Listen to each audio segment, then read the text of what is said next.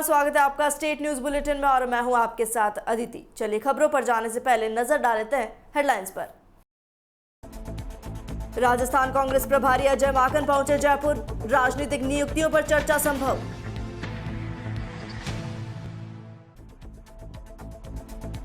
राजस्थान के बीकानेर में खेल खेल में बड़ा हादसा, अनाज की टंकी में दम घुटने से 5 बच्चों की मौत।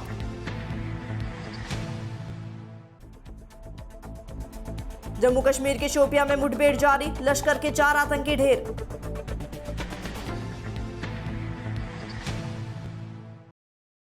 और अब खबरें विस्तार से। उपचुनाव को लेकर कांग्रेस अब पूरी तरह कमर कस चुकी है और जीत के लिए हर रणनीति पर काम चल रहा है। पार्टी अपने प्रत्याशियों के नाम भी फाइनल करने की कवायद तेज कर चुकी है। ऐसे में आज कांग्रेस के प्रभारी महासचिव अजय माकन जयपुर पहुंचे हैं। राजस्थान में जिन 3 विधानसभा सीटों सहाड़ा, राजसमंद और सुजानगढ़ में उपचुनाव होना है, उसके लिए प्रदेश कांग्रेस अब पूरी तरह से तैयारियों में जुट गई है। उपचुनाव के लिए मंगलवार यानी 23 मार्च से नामांकन की प्रक्रिया शुरू हो जाएगी। ऐसे में पार्टी अपने प्रत्याशियों के नाम फाइनल करने की कवायद तेज कर चुकी है। अजय माकन आज 11:45 पर जयपुर पहुंचे और 12:30 बजे मुख्यमंत्री आवास पहुंचे, जहां मुख्यमंत्री के साथ तीनों उपचुनाव की सीटों को लेकर नामों पर चर्चा की।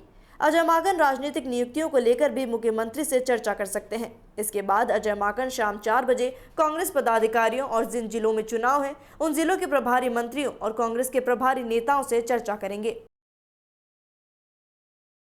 राजस्थान के बीकानेर जिले में रविवार को दम घुटने से 5 बच्चों की जान चली गई। खेल खेल में बच्चे छिपने के लिए घर में रखी अनाज की टंकी में बंद हो गए। इसके बाद कोठरी का ढक्कन अचानक बंद हो गया, जिससे दम घुटने से 5 की मौत हो गई। इन मृतकों में 4 सगे भाई बहन हैं। सभी की उम्र 8 साल से कम है। हादसा बच्चों के लुका छिपी खेलने के दौरान हुआ। बच्चे छिपने के लिए घर में रखी अनाज की कोठरी यानी टंकी में बंद हो गए। इसके बाद कोठरी का ढक्कन अचानक बंद हो गया। दम घुटने से सभी की मौत हो गई। 4 बच्चों की मां बच्चों को तलाशते हुए कोठरी में पहुंची तो 5 बच्चों की लाश देखकर बेसुध हो गई। घटना नापसर के हिमतासर गांव की है। यहां किसान भियाराम का परिवार खेत में था। इसी दौरान 5 बच्चे घर पर थे। सभी बच्चे लोहे की चादर से बनी अनाज की कोठरी में घुस गए। बच्चों के कोठरी के अंदर घुसने के बाद उसका ढक्कन अपने आप नीचे आ गया और खुद ब खुद बंद हो गया।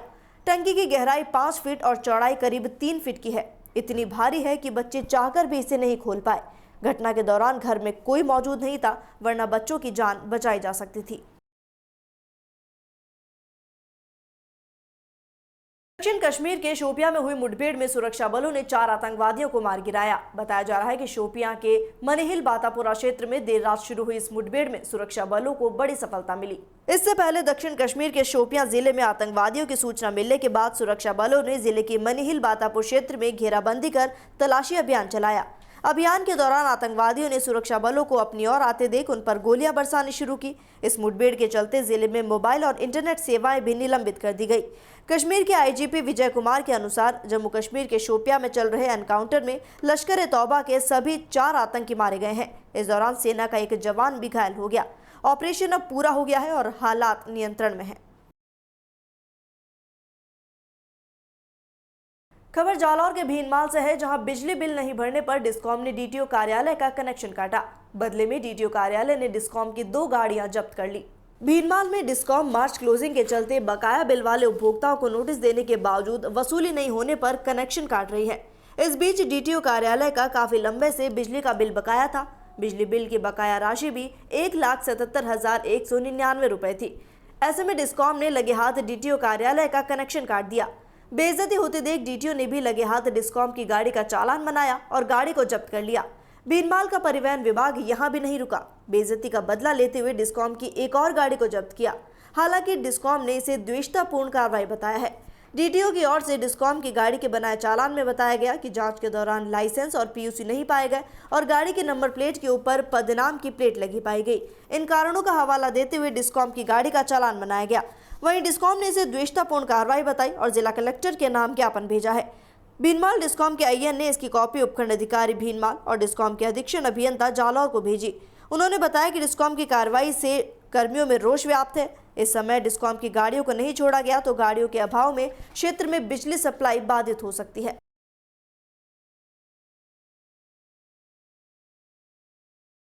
उपखंड अधिकारी सर, आज आपने उपखंड अधिकारी जी को ज्ञापन दिया है, क्या कुछ पूरा मामला था?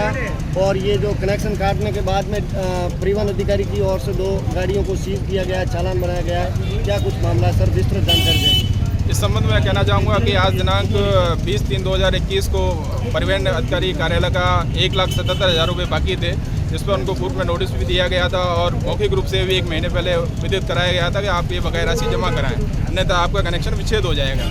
आज श्रीमान अधीक्षण अभियंता जोधपुर डिस्कॉम जालौर का कैंप था और उनके आदेश अनुसार हमने ये कनेक्शन कटवाया बकाया राशि पर, और उन्होंने दोषतापूर्व दमगाई दिखाते हुए हमारी गाड़ी को जब्त करा। और इसके बाद में जब हमारी दूसरी गाड़ी कनिष्ठ अभियंता और स्टाफ को लेने गई तो दूसरी गाड़ी को भी इन्होंने दोषतापूर्ण भावना रखते हुए जब्त करा, जो कि बहुत इससे पूरे डिस्कॉम भीनमाल में सभी कर्मचारियों में रोष व्याप्त है। अगर गाड़ियां तत्काल नहीं छोड़ी गई तो जो भी सप्लाई बाधित रहेगी उसकी समस्त जिम्मेदारी परिवहन विभाग और प्रशासन की होगी। सर, परिवहन विभाग के अधिकारियों का कहना है कि उनको कोई नोटिस नहीं दिया गया और विद्युत विभाग की ओर से कनेक्शन काट दिया गया है। नहीं, इस संबंध में हमारे विभाग द्वारा उनको नोटिस दिया गया है और उनको मौखिक रूप से भी विदित किया गया है। ये जो कह रहे हैं वो गलत है। सर, अभी परिवहन कार्यालय का कितना बकाया राशि है सर? परिवहन कार्यालय का आज की तारीख में 1,77,000 रुपये बाकी है, जिस पर बकाया राशि पर आज कनेक्शन काटा गया था। सर, अभी एसडीएम साहब ने आपको क्या आश्वासन दिया और आपने क्या मांगे रखी है? प्रशासन ने बात करी है, उन्होंने कहा है कि परिवहन विभाग गाड़ियों को छोड़ रहा है और आप उनका कनेक्शन चालू करें जिससे उनके राजस्व वसूली में दिक्कत नहीं आए। तो जो भी प्रशासन से हमें आदेश मिले हैं उसकी हम पालना करेंगे। Thank you sir. Gram panchayat Akoli में collector Himanshu Gupta, SDM Champalal, Jainagar BDO Shailendra Joshi ने आकस्मिक दौरा किया। कलेक्टर हिमांशु गुप्ता ने दौरा कर गांव की विभिन्न समस्याओं के बारे में जानकारी ली। मीडिया प्रभारी पूर्ण सिंह काबावत आकोली ने बताया कि आज कलेक्टर हिमांशु गुप्ता ने दौरा कर गांव के विभिन्न समस्याओं के बारे में पूछकर जानकारी ली। इसमें गांव के 60 पार आयु को टीकाकरण, पानी, बिजली, गौशाला आदि की जानकारी ली गई। तो वहीं सरपंच भानाराम सुथार ने भामाशाह की मदद से नया ट्यूबवेल बनाया जिसमें मीठा पानी और ज्यादा पानी आता है। इससे गांव की पानी की समस्या हल होना बताया। कलेक्टर ने गांव से 2 किलोमीटर दूर आधा किलोमीटर पैदल चलकर ट्यूबवेल पहुंचकर पानी को देखा और विभिन्न जानकारियां ली। वहीं गांव के लोगों ने राजकीय उच्च माध्यमिक विद्यालय के प्रिंसिपल का पद पिछले 10 महीने से रिक्त है, जिसके चलते बच्चों की पढ़ाई बाधित हो रही है। अतः ज्ञापन सौंपकर शीघ्र पद भरने की कलेक्टर से मांग की गई। खबर बाड़मेर से, जहां शहर के शिवकर रोड स्थित गणेश विद्या मंदिर उच्च माध्यमिक विद्यालय में रविवार को बाड़मेर शाखा की ओर से पुरस्कृत शिक्षक फोरम कार्यक्रम का वार्षिक अधिवेशन आयोजन किया गया। अतिथियों के सानिध्य में दीप प्रज्वलन कर कार्यक्रम की शुरुआत हुई। कार्यक्रम में मुख्य अतिथि जिला प्रमुख महेंद्र चौधरी और विशिष्ट अतिथि शिव प्रधान महेंद्र जानी के आतिथ्य में कार्यक्रम की शुरुआत की गई। अध्यक्षता कर रहे मूलाराम और अन्य अतिथियों के सानिध्य में दीप जलाकर कार्यक्रम का आगाज किया गया। स्कूल की बालिकाओं ने संस्थापक आनंद जेथोरी के निर्देशन में स्वागत गीत से अतिथियों के स्वागत में 4 चांद लगाए।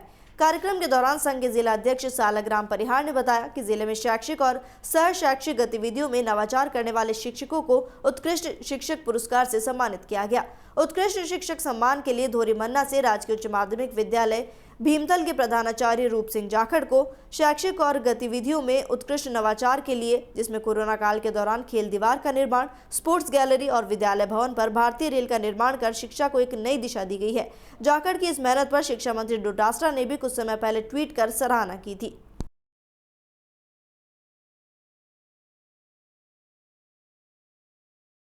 खबर सूरतगढ़ से, जहां उत्तर पश्चिम रेलवे के डीआरएम कप 2021 का रविवार को छठा दिन रहा। रेलवे स्पोर्ट्स कॉम्प्लेक्स बीकानेर में वॉलीबॉल और क्रिकेट के मुकाबले खेले गए। छठे दिन वॉलीबॉल के 4 मुकाबले हुए। पहला मुकाबला एसएनटी और आरपीएफ विभाग के बीच खेला गया, जिसमें आरपीएफ ने मैच 2-0 से जीता। दूसरा मुकाबला मैकेनिकल और इंजीनियरिंग विभाग के बीच खेला गया, जिसमें इंजीनियरिंग विभाग ने मैच 2-1 से जीता। तीसरा मुकाबला पर्सनल और परिचालन विभाग के बीच खेला गया। इसमें परिचालन विभाग ने मैच 2-0 से जीता।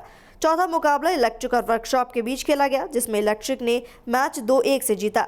कल वॉलीबॉल के सेमीफाइनल मुकाबले खेले जाएंगे। क्रिकेट के 3 मुकाबले और खेले जाएंगे।